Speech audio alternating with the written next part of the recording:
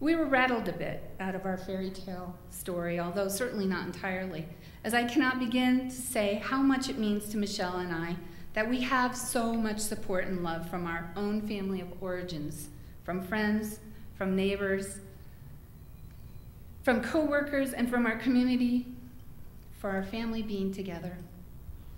We are keenly aware that this is not the case for many of us who are lesbian, gay, bisexual, transgender, and that it has not always been that way for us either. Family and/or community rejection for being simply who one is, loving who one loves, can be so immensely painful for those of us who are lesbian, gay, bisexual, and transgender. Inversely, family, friends, and community can make an important contribution to educate, to counter oppression, and to build just and sustainable communities. We all have the capacity to be love warriors, to act from love and compassion. We can make a significant positive difference in this world by participating in making our lives, our relationships, our support, and our love visible. I think this is what the Pink Dot event is all about. Pink Dot is organized to encourage Utahns to speak up for their lesbian, gay, bisexual, transgender family members, co-workers, neighbors, and friends. This is a beautiful campaign that will culminate with an event locally on National Coming Out Day, October 11th at 5 p.m. in Spring Mobile Ballpark, where we will form a giant human pink dot to show our support, love, and courage for people who are LGBTQ and their families, much like the infamous one formed in Singapore in June.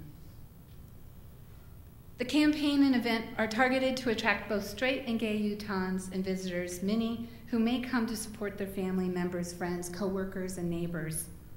Let us be love warriors together and show up in our pink to photograph an impressive aerial, huge, big pink dot for the world to see, for our children to see, for our youth to see, for our most vulnerable among us who live in fear of bullying, of rejection, of violence, of being visible simply for who they are, can see that we stand in support, in our love and in our courage with them. Tell everyone you know, and get your pink on. Bring your love warrior. Now I want to take you back and bring you back to the little love warrior sitting in the back seat of our car as we drove over the border that day. When the chanting came to an end, she declared that she would be the next leader of the Marriage Equality Golden Gate Bridge March. She could not quit talking about it, and literally did not for months, insisting that I contact the organizer to ask if she could be the leader. Eventually, I did. In May of 2007, our Abigail led the National Marriage Equality Golden Gate Bridge March, perched upon her Mama Michelle's shoulder, holding a bullhorn, singing, chanting, with hundreds of people following her for love, support, and courage in marriage equality for all.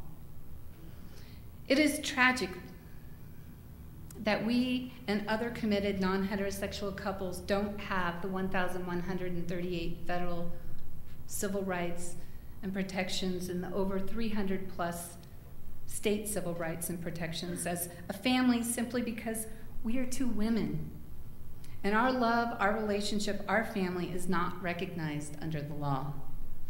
Families ought not to lose their homes and to sometimes even each other simply because of antiquated beliefs, fears, and prejudices of a segment of the population who assert their particular religious views over others' religious views or over others who have no religious views.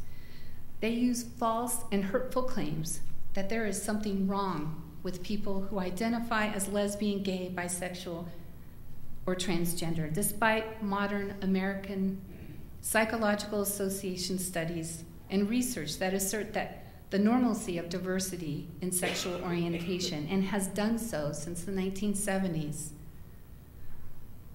I am called to be a Unitarian Universalist for many of the same reasons as you.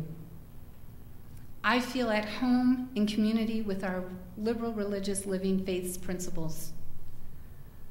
Like many of you, I value our congregational polity and this living spiritual tradition in which we are each a part. Like many of you, I see our embodied practices of our faith in our speaking out against social and environmental injustices, and in our standing on the side of love, in our love for humanity, in our love for all of life, and in our love for this planet. I see our faith as multicultural and multi-religious in its richest potential of its living expression. It makes sense to me that a liberal religious faith built upon deeds, not creeds, would have that appeal. Our most well-known love warriors like Moses, Jesus, Muhammad, Buddha, Gandhi, Harriet Tubman, Elizabeth Cady Stanton, Maya Angelou, Martin Luther King, Ammachi, and the Dalai Lama, and on and on and on, all shared something important. The core of their faith was expressed in their actions and in speaking truth to power with compassion. Love warriors serve to open and change hearts and minds. They help dispel the oppressive myths that deny or repress the diversity and pluralism of reality. These fictions of purity include the pictures we acquire based on prejudice, bias, stereotypes that hold up divisions that cause harm to ourselves, others, and even our planet Earth. Fictions of purity deny life. Fictions of purity are the stuff that social and environmental injustices are built upon. So how do we go about this work? A central theme of this love warrior work is the concept that those who we might consider today our opposition will be our greatest allies tomorrow. Remember, before Paul became the most successful evangelist, I did this last time too, evangelist, you know what I'm saying, right? Okay. Evangelist, I can't, okay, skip it. For the Christian faith, he was a fierce persecutor of the early Christian church. We must keep open our hearts and open our minds and continue to reach out in love and compassion to those who oppose our stands on social and environmental justice issues. We must actively cultivate our capacity for compassion. We must learn to engage in the spiritual practice of compassion. Let us continue to look for and create healing and educational wave opportunities like the Pink Dot and the Valentine's Day action. Our family will be getting our pink on, and we will be there on October 11th, and we hope that you will join us. And in addition, on Valentine's Day, my family will be at the Salt Lake clerk's office, and we hope that you will join us there as well.